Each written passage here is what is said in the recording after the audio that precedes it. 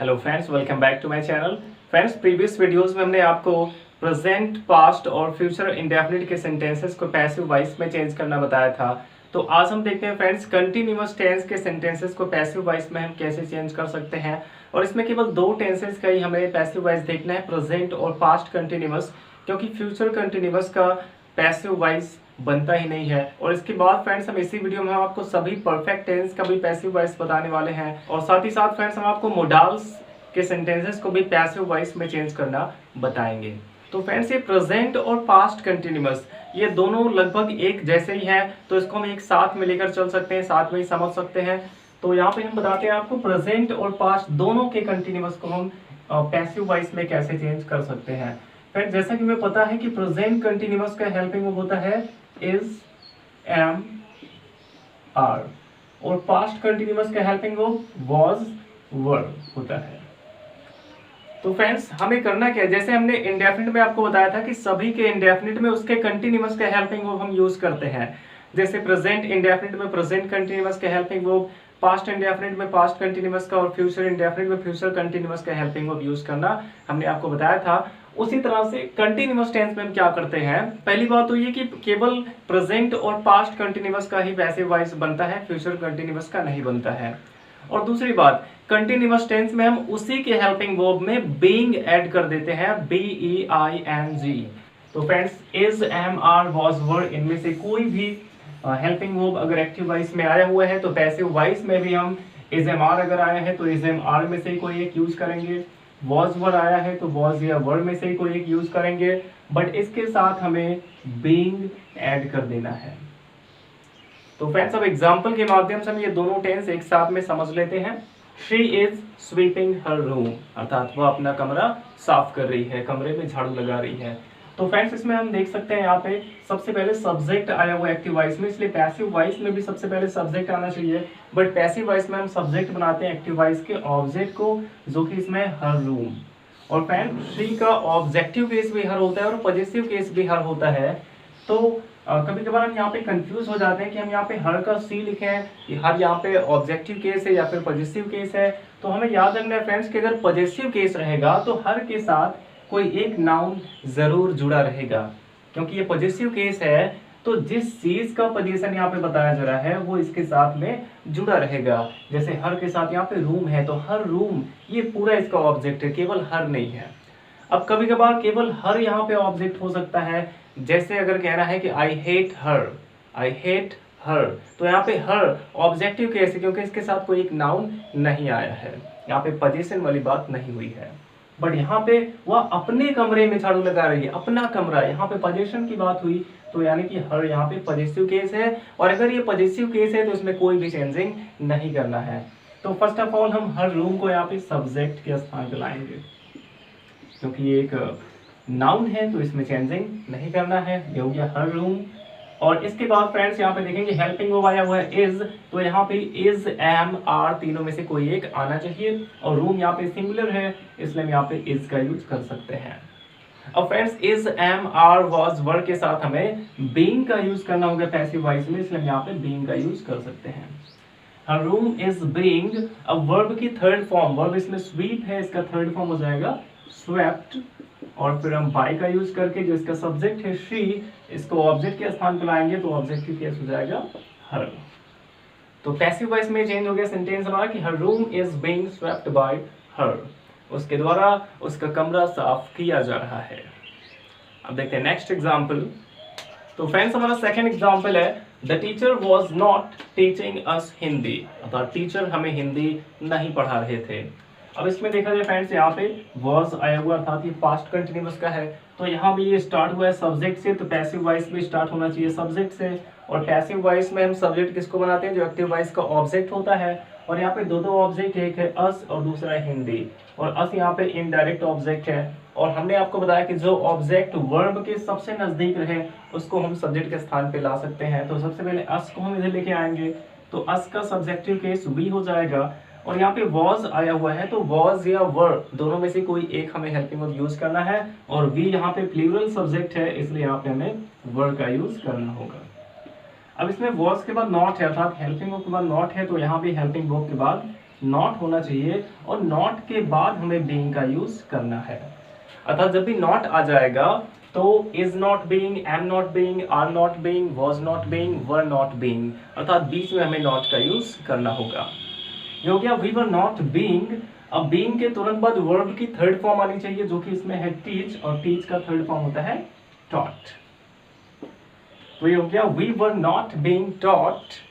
अब इसमें सेकंड जो ऑब्जेक्ट बचा है हिंदी, इसको हम यहाँ पे लिख सकते हैं टॉट हिंदी। अब इसके बाद जो इसका सब्जेक्ट है द टीचर, इसको उधर लेके जाएंगे, हो जाएगा by the teacher, by the teacher.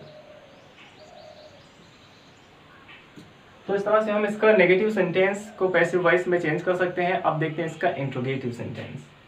तो फ्रेंड्स हमारा नेक्स्ट एग्जांपल है why are you laughing at me, अर्थात तुम मुझ पर क्यों हंस रहे हो। अब यहाँ पे फ्रेंड्स देखा जाए तो इसमें जो वर्ब हमारा है लाफ, लाफ के साथ यहाँ पे एक प्रेपोजिशन आया हुआ है एट। अब फ्रेंड्स कुछ ऐसे वर्ब होते हैं जिसके साथ कभी कभार प्रेपोजिशन भी आ जाता है, और जब हम उसको पैसिव वॉइस में चेंज करते हैं तो उस वर्ब के साथ हमें उस प्रेपोजिशन का भी यूज करना होता है। तो यहाँ पे सबसे पहले हम देखेंगे क्वेश्चन वर्ड वाई आया हुआ है, तो पैसिव वॉइस में भी क्वेश्चन वर्ड वाई का यूज करेंगे। और इसके तुरंत बाद हेल्पिंग वर्ब है आर, यानी कि यहाँ पे भी इज, एम या आर तीनों में से कोई एक होना चाहिए, वो भी इसके ऑब्जेक्ट के अकॉर्डिंग। तो ऑब्जेक्ट इसमें है मी, और मी को हम इधर लाएंगे तो सब्जेक्टिव केस आई हो जाएगा, और आई के साथ हम एम का यूज करते हैं, इसलिए वाई के बाद हमें एम का यूज करना होगा, वाई एम। अब यहाँ पे सब्जेक्ट है तो हम मी को लाएंगे सब्जेक्ट के स्थान पे, आई हो जाएगा, वाई एम आई। अब हम वर्ब जब लिखेंगे, वर्ब लिखने से पहले हमें बीइंग का यूज करना होगा फ्रेंड्स, बीइंग को भूलना नहीं है, वाई एम आई बीइंग। अब इसके बाद वर्ब की थर्ड फॉर्म हम लिख सकते हैं, तो लाफ का थर्ड फॉर्म हो जाएगा laughed, why am I being laughed. और इसके बाद फ्रेंड्स यहाँ पे जो प्रेपोजिशन एट आया हुआ है इसको भी हमें लिखना पड़ेगा, लाफ्ड एट, इसको साथ में ही रखना है। अब जो हमारा सब्जेक्ट था यू, यू को हम उधर लेके जाएंगे तो हो जाएगा बाय यू। तो इस तरह से हम इसको पैसिव वॉइस में चेंज कर सकते हैं कि why am I being laughed at by you. अब देखते हैं नेक्स्ट एग्जांपल। फ्रेंड्स हमारा नेक्स्ट एग्जांपल है why was he not obeying his parents, वो अपने माता पिता की बात क्यों नहीं मान रहा था। तो फ्रेंड्स इसमें देखेंगे हम यहाँ पे क्वेश्चन वर्ड पहले आया है, तो पैसिव वॉइस में भी क्वेश्चन वर्ड वाई ही पहले आना चाहिए। फिर यहाँ पे हेल्पिंग वर्ब आया हुआ है वाज, तो यहाँ पे वाज या वर दोनों में से कोई एक होना चाहिए। और यहाँ पे हेल्पिंग वर्ब हमें यूज करना है एक्टिव वॉइस के ऑब्जेक्ट के अकॉर्डिंग। तो एक्टिव वॉइस का ऑब्जेक्ट इसमें क्या है, हिज पेरेंट्स। और ये पेरेंट्स में भी लोग बहुत ही ज्यादा कंफ्यूज होते हैं कि ये सिंगुलर है या फिर प्लूरल है, और वास्तव में इसमें कंफ्यूज होने वाली कोई बात नहीं है, क्योंकि पेरेंट्स में ऑलरेडी यहाँ पे एस एन होता है लास्ट में, इसका मतलब है कि ये प्लूरल है, क्योंकि पेरेंट्स में माता और पिता दो लोग आते हैं। तो पेरेंट्स यहाँ पे प्लूरल है, इसलिए हम यहाँ पे वर का यूज करेंगे, वाई वर। अब इसके बाद देखेंगे यहाँ पे सब्जेक्ट आया हुआ है, तो हमें सब्जेक्ट का यूज करना होगा। सब्जेक्ट यहाँ पे हिज पेरेंट्स को हम बनाएंगे, तो why were his parents, why were his parents. अब इसके बाद देखेंगे फ्रेंड्स सब्जेक्ट के बाद नॉट आया हुआ है, तो यहाँ भी सब्जेक्ट के बाद नॉट होना चाहिए, और नॉट के तुरंत बाद हमें बीइंग का यूज करना है फ्रेंड्स, ये हमें याद रखना होगा। Why were his parents not being, अब बीइंग के बाद वर्ब की थर्ड फॉर्म आनी चाहिए जो कि है ओबेड, ओबेड। अब जो सब्जेक्ट हमारा है ही को हम ऑब्जेक्ट के स्थान पे ले जाएंगे, तो हो जाएगा बाय हिम। तो ये हमारा सेंटेंस बन गया फ्रेंड्स कि why were his parents not being obeyed by him. तो फ्रेंड्स हमारा एग्जांपल है who is tickling me, who is tickling me, अर्थात मुझे गुदगुदी कौन लगा रहा है। टिकल का मतलब गुदगुदी लगाना होता है। तो हु इज टिकलिंग मी, ये सेंटेंस हमारा हु से स्टार्ट है, और जब भी एक्टिव वॉइस हु से स्टार्ट हो तो पैसिव वॉइस में हमें सबसे पहले बाय हुम का यूज करना चाहिए। और इसका मैंने एक और भी तरीका आपको बताया है, बट ज्यादातर यही फॉर्मूला लोग यूज करते हैं कि हु आने पर बाय हुम का यूज पहले कर देते हैं, और इसके तुरंत बाद हेल्पिंग वर्ब आना चाहिए। ये चीज ध्यान रखना है कि बाय हुम के तुरंत बाद हेल्पिंग वर्ब होना चाहिए। और हेल्पिंग वर्ब यहाँ पे इज है, तो यहाँ इज एम आर तीनों में से कोई भी एक हो सकता है इसके ऑब्जेक्ट के अकॉर्डिंग। ऑब्जेक्ट इसमें मी है, और मी का सब्जेक्टिव केस आई होता है, और आई के साथ हम एम का यूज करते हैं, इसलिए यहाँ पे एम हो जाएगा, बाय हुम एम। अब हमें सब्जेक्ट लिखना होगा, मी को हम इधर लाएंगे तो आई हो जाएगा, बाय हुम एम आई। और सब्जेक्ट के बाद फ्रेंड्स हमें बीइंग का यूज करना होगा, बीइंग को हमें भूलना नहीं है। अब बीइंग के बाद वर्ब की थर्ड फॉर्म, तो टिकल का थर्ड फॉर्म हो जाएगा tickled. By whom am I being tickled? Next example देखते हैं। Who was not praising them? अर्थात उनकी तारीफ कौन नहीं कर रहा था। तो इसको हमें पैसिव वॉइस में चेंज करते समय सबसे पहले देखेंगे who से स्टार्ट है तो पहले by whom होना चाहिए, by whom, और by whom के तुरंत बाद हेल्पिंग वर्ब होना चाहिए। यहाँ पे was है तो यहाँ पे हमें was या were दोनों में से कोई एक यूज करना है इसके ऑब्जेक्ट के अकॉर्डिंग, जो कि यहाँ पे them है और them प्लूरल है, इसलिए हमें यहाँ पे were का यूज करना होगा। तो यहाँ पे were का यूज करेंगे by whom were। अब them को हम लाएंगे सब्जेक्ट के स्थान पे, तो यहाँ पे they हो जाएगा और इसके तुरंत बाद, क्योंकि इंट्रोगेटिव नेगेटिव है इसलिए सब्जेक्ट के बाद नॉट का यूज करेंगे और नॉट के तुरंत बाद हमें बीइंग का यूज करना है, तो नॉट बीइंग। अब वर्ब की थर्ड फॉर्म, वर्ब इसमें प्रेज है तो हो जाएगा प्रेज्ड। तो सेंटेंस हमारा बन गया कि by whom were they not being praised, अर्थात उनकी प्रशंसा किसके द्वारा नहीं की जा रही थी। तो फ्रेंड्स इस प्रकार से हम प्रेजेंट और पास्ट दोनों के कंटिन्यूअस को पैसिव वॉइस में आसानी से चेंज कर सकते हैं। अब इसके बाद देखते हैं परफेक्ट टेंस। तो फ्रेंड्स अब हमें देखना है कि परफेक्ट टेंस के सेंटेंसेस को हम पैसिव वॉइस में कैसे चेंज कर सकते हैं। और तीनों के परफेक्ट में भी एक बात कॉमन है फ्रेंड्स कि तीनों के जो हेल्पिंग वर्ब है उसमें हैव का यूज होता है, और जब भी हैव का यूज हुआ रहता है तो उसके साथ हम पैसिव वॉइस में बीन ऐड कर देते हैं, क्योंकि पास्ट परफेक्ट में जो हैड आया हुआ है ये भी हैव का ही फॉर्म है, इसलिए इन सभी के साथ हम बीन ऐड कर देते हैं। अर्थात परफेक्ट टेंस में जिस तरह से सभी के इंडेफिनिट में कंटिन्यूअस का हेल्पिंग वर्ब, कंटिन्यूअस में उसी के हेल्पिंग वर्ब के साथ बीइंग का यूज, और उसी प्रकार से जब परफेक्ट टेंस होगा तो परफेक्ट टेंस में भी उसी के हेल्पिंग वर्ब के साथ हमें बीन ऐड कर देना है, BEEN, बीन ऐड करना है सभी परफेक्ट टेंस के हेल्पिंग वर्ब्स के साथ। तो जब भी एक्टिव वॉइस में helping verb has, have, had, will have या फिर शैल हैव आया होगा, तो फ्रेंड्स इनमें से कोई भी हेल्पिंग वर्ब अगर एक्टिव वॉइस में आया है तो उसको पैसिव वॉइस में चेंज करते समय अगर हैज या हैव आया तो पैसिव वॉइस में हैज या हैव का ही यूज करेंगे, उसके साथ हमें बीन ऐड कर देना है। अगर हैड आया है तो हैड के भी साथ हमें बीन ऐड कर देना है, और अगर विल हैव या शैल हैव आया है तो पैसिव वॉइस में हम क्या करेंगे कि इनके साथ भी हमें बीन ऐड कर देना है, अर्थात will have been, shall have been हो जाएगा। तो इन सभी को पैसिव वॉइस में चेंज करते समय सभी में हमें बीन ऐड कर देना है। तो इस प्रकार से तीनों परफेक्ट टेंस के सेंटेंसेस को हम पैसिव वॉइस में चेंज कर सकते हैं। अब इसके कुछ एग्जांपल देख लेते हैं। तो फ्रेंड्स हमारा फर्स्ट एग्जांपल है he has forgiven me for my mistake, अर्थात उसने मुझे मेरी गलती के लिए क्षमा कर दिया है। तो फ्रेंड्स इसमें देखेंगे सबसे पहले यहाँ पे हैज हेल्पिंग वर्ब आया हुआ है, अर्थात ये प्रेजेंट परफेक्ट का है, तो पैसिव वॉइस में हमें क्या करना है, इसी हैज या हैव का ही यूज करना है, बट इसके साथ बीन ऐड कर देना है।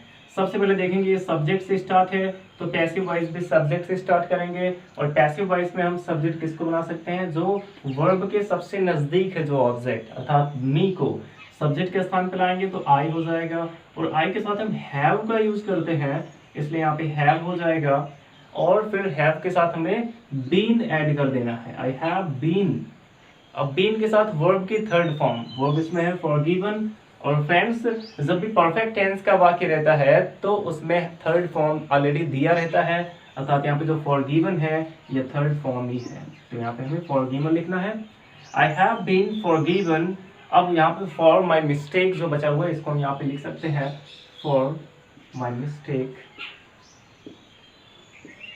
अब जो इसका सब्जेक्ट है ही को हमें ऑब्जेक्ट के स्थान पे ले जाना है, तो इसके पहले हम बाय का यूज करेंगे और ही का ऑब्जेक्टिव केस हिम। तो फ्रेंड्स इस प्रकार से हम इसको पैसिव वॉइस में चेंज कर सकते हैं। अब देखते हैं next example, she had not cheated मी। तो इसमें देखेंगे फ्रेंड्स यहाँ पे नॉट आया हुआ है, अर्थात ये एक नेगेटिव सेंटेंस है, और हैड का यूज हुआ है यानी कि पास्ट परफेक्ट का है। तो सबसे पहले हमें क्या करना है, ये सब्जेक्ट से स्टार्ट है तो पैसिव वॉइस भी हम सब्जेक्ट से स्टार्ट करेंगे, और यहाँ पे सब्जेक्ट हम किसको ला सकते हैं, मी को, और जब मी इधर आएगा तो सब्जेक्टिव केस आई हो जाएगा। अब यहाँ पे हैड है हेल्पिंग वर्ब तो हैड ही लिखेंगे बस इसमें, और हैड के साथ नॉट भी है तो यहाँ भी हैड के साथ हम नॉट का यूज करेंगे, और नॉट के बाद हमें बीन का यूज करना है, यानी कि has not been, have not been, had not been, will not have been, shall not have been, इस तरह से हमें नॉट का यूज करना है। ये हो गया आई हैड नॉट बीन। अब बीन के बाद वर्ब की third form cheated, I have not been cheated. अब इसमें जो सब्जेक्ट शी है इसको उधर लेके जाएंगे, हो जाएगा by her, I had not been cheated by her. अगर इसमें नेवर का भी यूज होता है तो बस केवल हमें नॉट के जगह पे नेवर कर देना है कि I had never been cheated by her. इस तरह से हम इसके नेगेटिव को पैसिव वॉइस में चेंज करेंगे। अब देखते हैं इसका इंट्रोगेटिव। तो फ्रेंड्स हमारा एग्जांपल है कि will he have completed his task. अब यहाँ पे फ्रेंड्स अगर देखें तो इसका जो एक्टिव वॉइस है वो हेल्पिंग वर्ब से स्टार्ट है, इसलिए पैसिव वॉइस भी इसका हेल्पिंग वर्ब से स्टार्ट होना चाहिए। और यहाँ पे विल आया हुआ है तो यहाँ पे विल या शैल दोनों में से कोई एक हो सकता है, वो भी किसके अकॉर्डिंग, एक्टिव वॉइस के ऑब्जेक्ट के अकॉर्डिंग। और एक्टिव वॉइस का ऑब्जेक्ट यहाँ पे हिज टास्क है, यहाँ पे मी या अस नहीं है तो यहाँ पे विल ही रहेगा। अगर ऑब्जेक्ट हमारा मी रहे या फिर अस रहेगा तभी यहाँ पे हम शैल का यूज कर सकते हैं। तो यहाँ पे विल हो गया, और इसके बाद यहाँ पे सब्जेक्ट आया हुआ है तो यहाँ भी हमें सब्जेक्ट लिखना होगा, और हिज टास्क को हम सब्जेक्ट के स्थान पर लाएंगे, हो जाएगा विल हिज टास्क। अब जहाँ पे हैव का यूज हुआ है वहीं पे हैव का यूज करेंगे, और इसके साथ हमें बीन ऐड कर देना है, हो जाएगा will his task have been. अब वर्ब की थर्ड फॉर्म में यूज करनी है जो कि यहाँ पे है completed, will his task have been completed। अब जो सब्जेक्ट बचा है ही, इसको लास्ट में ले जाएंगे तो हो जाएगा by him। अर्थात जब एक्टिव वॉइस हेल्पिंग वर्ब से स्टार्ट होता है तो पैसिव वॉइस को भी हेल्पिंग वर्ब से ही स्टार्ट करते हैं। अब देखते हैं नेक्स्ट एग्जांपल। तो फ्रेंड्स हमारा एग्जांपल है कि why has he not taken his grandpa to hospital, अर्थात वो अपने दादाजी को अस्पताल क्यों नहीं लाया है। तो यहाँ पे देखेंगे friends active voice question word से स्टार्ट है तो पैसिव वॉइस को भी हम क्वेश्चन वर्ड वाई से स्टार्ट करेंगे। अब यहाँ पे हेल्पिंग वर्ब हैज है तो यहाँ पे हैज या हैव दोनों में से कोई एक आ सकता है, इसके लिए हमें ऑब्जेक्ट को देखना पड़ेगा। और यहाँ पे ऑब्जेक्ट हमारा है हिज ग्रैंडपा, और ग्रैंडपा यहाँ पे सिंगुलर है इसलिए हमें हैज का ही यूज करना है, तो वाई हैज। अब हैज के बाद सब्जेक्ट है तो यहाँ भी सब्जेक्ट होना चाहिए, और यहाँ पे सब्जेक्ट हम बनाएंगे हिज ग्रैंडपा को, तो वाई हैज हिज ग्रैंडपा। अब यहाँ पे सब्जेक्ट के बाद नॉट है तो यहाँ भी सब्जेक्ट के बाद नॉट होना चाहिए, बट नॉट के साथ हमें बीन भी ऐड कर देना है, तो why has his grandpa not been. और बीन के साथ हमें वर्ब की थर्ड फॉर्म का यूज करना है, और वर्ब इसमें टेकन है तो टेकन लिखेंगे।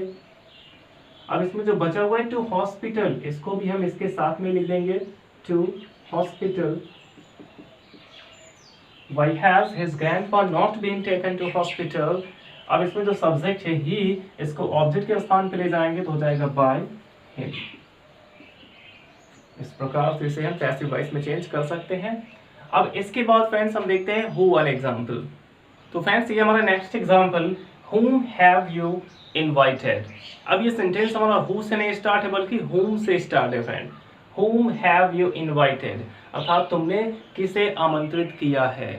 अब जब भी हमारा एक्टिव वॉइस whom से स्टार्ट होता है, ये तो हमें पता है कि जब who से स्टार्ट होगा तो हमें by whom का यूज करना है, बट अगर whom से ही एक्टिव वॉइस स्टार्ट रहे तो पैसिव वॉइस में हमें who का यूज करना होगा सबसे पहले, क्योंकि who सब्जेक्टिव केस है तो पैसिव वॉइस जब हम बनाते हैं तो whom का यूज करते हैं उसके ऑब्जेक्टिव केस का, और whom यहाँ पे ऑब्जेक्टिव केस है, और जब इसको हम पैसिव वॉइस में चेंज करेंगे तो इसका हमें सब्जेक्टिव केस लिखना पड़ेगा। अर्थात जब भी एक्टिव वॉइस whom से स्टार्ट रहे तो पैसिव वॉइस को who से स्टार्ट करेंगे, और इसके तुरंत बाद हेल्पिंग वर्ब आएगा, और हेल्पिंग वर्ब हमें who के ही अकॉर्डिंग यूज करना होगा, और who सिंगुलर भी होता है और प्लूरल भी होता है, तो यहाँ पे हम इसको सिंगुलर मान के यहाँ पे हैज का यूज कर सकते हैं, तो ये हो जाएगा who has, और इसके तुरंत बाद हमें बीन का भी यूज कर देना है फ्रेंड्स, who has been। और फिर वर्ब की थर्ड फॉर्म हमें लिखनी है जो कि इसमें है invited, who has been invited, और इसके बाद सब्जेक्ट हमारा you है, इसको हम उधर ले जाएंगे तो हो जाएगा by you। तो ये सेंटेंस हमारा इस तरह से बनेगा फ्रेंड्स कि who has been invited by you, अर्थात तुम्हारे द्वारा किसे आमंत्रित किया गया है। बिल्कुल अफर्मेटिव की तरह इसको बनाया गया। अब देखते हैं नेक्स्ट एग्जांपल। और फ्रेंड्स हमारा नेक्स्ट एग्जांपल है who will have got this job next year, अर्थात अगले साल कौन यह नौकरी प्राप्त कर चुका होगा। तो फ्रेंड्स इसमें एक्टिव वॉइस हमारा हु से स्टार्ट है, तो पैसिव वॉइस को हम स्टार्ट करेंगे बाय होम से। तो सबसे पहले हमें यहाँ पे बाय होम का यूज करना होगा और इसके तुरंत बाद हेल्पिंग वर्ब आना चाहिए। यहाँ पे विल का यूज हुआ है और यहाँ पे भी हमें विल या शैल दोनों में से एक यूज करना होगा इसके ऑब्जेक्ट के अकॉर्डिंग, जो कि है दिस जॉब। तो इसके साथ हम विल का ही यूज करेंगे। तो बाय होम विल, अब दिस जॉब को हम लाएंगे सब्जेक्ट के स्थान पे, यूज आएगा by whom will this job, और सब्जेक्ट के बाद हमें हैव का यूज करना है और बीन का भी यूज करना है। हैव बीन को हमें अब सब्जेक्ट के बाद लिखना है, तो हैव बीन। हाँ, विल या शैल को सब्जेक्ट के पहले और हैव बीन को सब्जेक्ट के बाद लिखना है। तो by whom will this job have been, verb की थर्ड फॉर्म जो कि यहाँ पे है गॉट, गॉट का थर्ड फॉर्म गॉट ही होता है या फिर हम गॉटन भी लिख सकते हैं। अब इसके बाद देखेंगे फ्रेंड्स यहाँ पे बाय का यूज तो सबसे पहले हो गया, तो उधर बाय का यूज होगा नहीं, तो जो बचा हुआ है नेक्स्ट ईयर, इसको हम लास्ट में लिख देंगे नेक्स्ट ईयर। अब ये सेंटेंस हमारा बन गया कि by whom will this job have been got next year. इस प्रकार से हम हु वाले सेंटेंसेस को भी पैसिव वॉइस में चेंज कर सकते हैं। तो फ्रेंड्स इस प्रकार हमने आपको तीनों के परफेक्ट, प्रेजेंट, पास्ट और फ्यूचर, तीनों के परफेक्ट को पैसिव वॉइस में चेंज करना आपको बताया। अब इसके बाद हम देखते हैं मोडाल्स वाले सेंटेंसेस को हम पैसिव वॉइस में कैसे चेंज कर सकते हैं। तो फ्रेंड्स टेंसेस के अलावा जितने भी एक्सिलरी वर्ब्स होते हैं उसको हम बताएंगे आपको अब कि उसे हम कैसे पैसिव वॉइस में चेंज कर सकते हैं, जिसे हम मोडाल्स भी कहते हैं। तो यहाँ पे हम मोडाल्स में कौन कौन से हेल्पिंग वर्ब आ सकते हैं ये पहले जान लेते हैं। जैसे हम यूज करते हैं इट्स टू, एम टू या are to, it's to, am to, are to. इसके अलावा अगर पास्ट में रहता है तो हम यूज करते हैं वॉज टू या वर टू।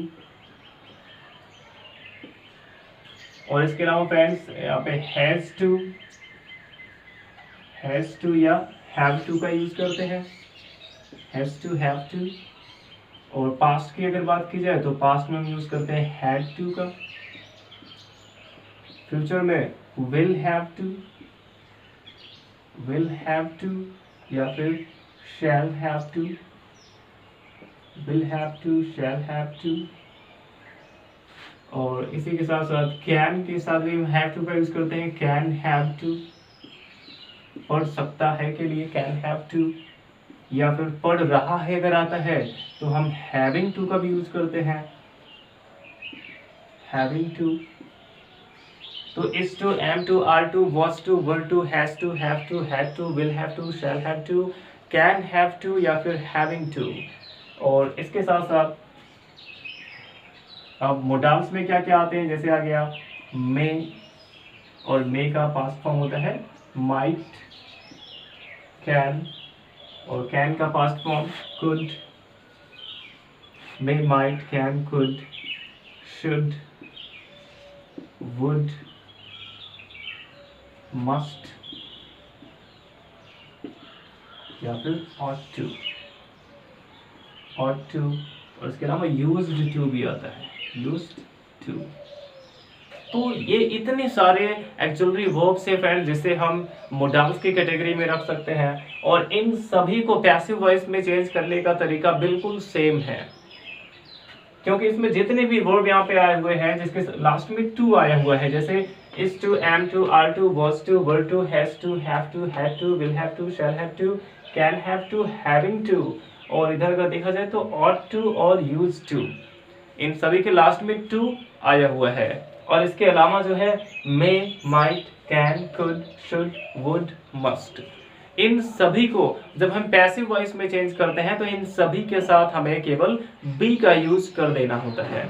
इनमें से कोई भी हेल्पिंग वर्ब अगर एक्टिव वॉइस में लगा हुआ है तो पैसिव वॉइस में चेंज करते समय इन सभी के साथ हमें बी ऐड कर देना है। जैसे हो जाएगा is to be, am to be, are to be, was to be, were to be, has to be, have to be, या फिर may be, might be, can be, could be, should be, would be, must be, ought to be, used to be। और इसके अलावा friends कुछ ऐसे modals होते हैं जिसमें हम हैव भी ऐड कर देते हैं। जैसे यहाँ पे might के साथ have आ सकता है might have, could के साथ have आता है could have, should के साथ have आता है should have, और would के साथ have आता है would have। तो जब भी मोडाल्स के साथ have जब ऐड रहेगा, जैसे would have, could have, should have, must have, तो इन सभी के साथ हमें be नहीं ऐड करना है बल्कि been ऐड करना है। अगर इसके लास्ट में have आया हुआ है तो उसके साथ हमें पैसिव वॉइस में been ऐड करना होगा, और अगर have नहीं आया है तो be ऐड करना होगा। लास्ट में अगर to भी रहता है तो be ऐड करना है। यहाँ पे कुछ में देखा जाए तो यहाँ पे have आया हुआ है लास्ट में, बट इसके बाद to है, इसलिए हमें यहाँ पे be ही ऐड करना है, been नहीं ऐड करना है। been तभी ऐड करना है जब सबसे लास्ट में हेल्पिंग वर्ब का जो लास्ट वाला वर्ड है उसमें केवल have आया होगा, तो वहां पे हम been ऐड करेंगे। जैसे could have been, would have been, should have been, must have been। इस तरह से हम इसमें been का भी यूज कर सकते हैं जब इसको पैसिव वॉइस में चेंज करेंगे। तो आई होप आपको समझ में आया होगा। अब इसके बाद कुछ एग्जांपल्स हम आपको बता देते हैं। तो फ्रेंड्स हमारा फर्स्ट एग्जांपल है I can drive a car. अब इसको पैसिव वॉइस में चेंज करते समय फ्रेंड्स सबसे पहले देखेंगे यहाँ पे सब्जेक्ट से स्टार्ट है, तो यहाँ पे सब्जेक्ट होना चाहिए, और सब्जेक्ट हम किसको बना सकते हैं, अ कार को, जो कि हमारा ऑब्जेक्ट है। तो सबसे पहले क्या करेंगे, अ कार को सब्जेक्ट के स्थान पे लाएंगे। अब यहाँ पे कैन आया हुआ है तो पैसिव वॉइस में भी कैन का ही यूज करेंगे, बट इसके साथ हमें बी ऐड कर देना है, अ कार कैन बी। अब वर्ब की थर्ड फॉर्म, क्योंकि पैसिव वॉइस में हमेशा ही वर्ब की थर्ड फॉर्म यूज करेंगे फ्रेंड्स, इसलिए यहाँ पे ड्राइव का थर्ड फॉर्म यूज करेंगे, driven. A car can be driven। अब इसके बाद by का यूज करेंगे, और फिर I को ऑब्जेक्टिव केस हो जाएगा me। तो यहाँ पे फ्रेंड्स आपको हम बता भी देते हैं, लिख भी देते हैं कि कहाँ पे हम been ऐड करेंगे और कहाँ पे be ऐड करेंगे। तो इन सभी के साथ तो हमें be का ही यूज करना है, बट अगर आ गया would have या फिर should have या फिर could have या फिर must have या फिर आगे might have, तो इनमें से कोई भी आने पर would have, should have, could have, must have, might have, इनमें से कोई मोडाल्स जब आएंगे तो यहाँ पे हम क्या करेंगे, इसके साथ been ऐड करेंगे। यहाँ पे हमें be नहीं ऐड करना है बल्कि इसमें been ऐड करना है। ये चीज आप चाहें तो इसको नोट कर सकते हैं, इसका स्क्रीनशॉट लेके। तो फ्रेंड्स हमारा नेक्स्ट एग्जांपल है have you to purchase some books, अर्थात क्या तुम्हें कुछ किताबें खरीदनी है। अब इसको पैसिव वॉइस में चेंज करते समय देखेंगे एक्टिव वॉइस इसका हैव से स्टार्ट है, तो पैसिव वॉइस हैज या हैव दोनों में से कोई एक यहाँ पे यूज हो सकता है, बट यहाँ पे हमें ऑब्जेक्ट देखना पड़ेगा जो कि है सम बुक्स, और ये प्लूरल है इसलिए यहाँ पे हमें हैव का ही यूज करना होगा। अब इसके बाद जो इसका ऑब्जेक्ट है सम बुक्स, इसको सब्जेक्ट के स्थान पर लाएंगे क्योंकि हैव के बाद यहाँ पे सब्जेक्ट है, तो सम बुक्स को हम यहाँ पे सब्जेक्ट के स्थान पर लाएंगे। तो हैव सम बुक्स, और इसके बाद फ्रेंड्स हमें टू का यूज करना होगा, और टू के साथ बी भी ऐड करेंगे, to be. Have some books to be, अब वर्ब की थर्ड फॉर्म परचेज है तो परचेज्ड। अब इसके बाद यहाँ पे जो सब्जेक्ट है यू, इसको ऑब्जेक्ट के स्थान पर ले जाएंगे तो हो जाएगा बाय यू। तो सेंटेंस हमारा बन गया कि have some books to be purchased by you. Next example देखते हैं। तो फ्रेंड्स हमारा नेक्स्ट एग्जांपल है who could have stopped him from doing so, अर्थात उसे ऐसा करने से कौन रोक सकता था। तो यहाँ पे फ्रेंड्स देखेंगे हु से स्टार्ट है एक्टिव वॉइस, तो पैसिव वॉइस में सबसे पहले हमें बाय हुम का यूज करना होगा, तो सबसे पहले हम यहाँ पे बाय हुम का यूज करते हैं, और इसके तुरंत बाद हेल्पिंग वर्ब आना चाहिए जो कि यहाँ पे कुड हैव है।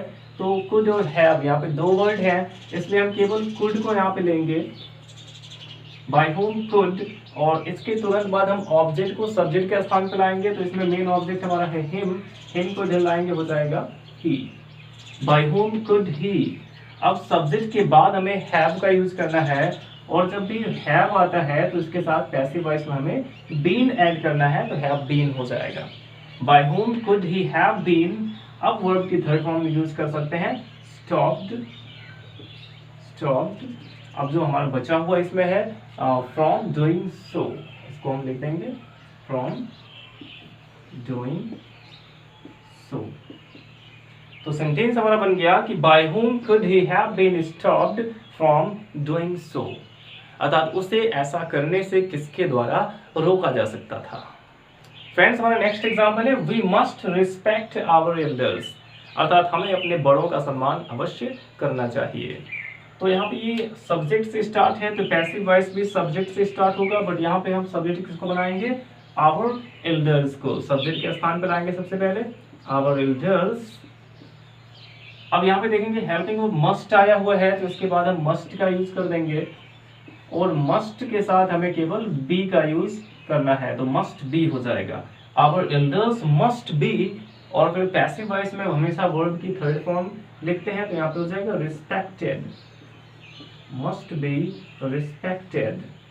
अब सब्जेक्ट इसमें वी है, वी को उधर ले जाएंगे तो बाय अस हो जाएगा, और अगर हम बाय अस नहीं भी लिखते हैं तब भी करेक्ट है सेंटेंस हमारा, our elders must be respected, या फिर our elders must be respected by us. तो फ्रेंड्स, आई होप आपको ये सभी रूल अच्छे से समझ में आया होगा। अब आपको डिस्क्रिप्शन में कुछ होमवर्क भी दिया जाएगा, जिसे आप सॉल्व करके मुझे कमेंट बॉक्स में बता सकते हैं, और अगर किसी भी क्वेश्चन में कोई प्रॉब्लम होती है तो उसे पूछ भी सकते हैं। अब नेक्स्ट वीडियो में आपको इंपरेटिव सेंटेंस बताए जाएंगे, और कुछ जो एक्सेप्शन इसमें है वो भी बताए जाएंगे। Thanks for watching.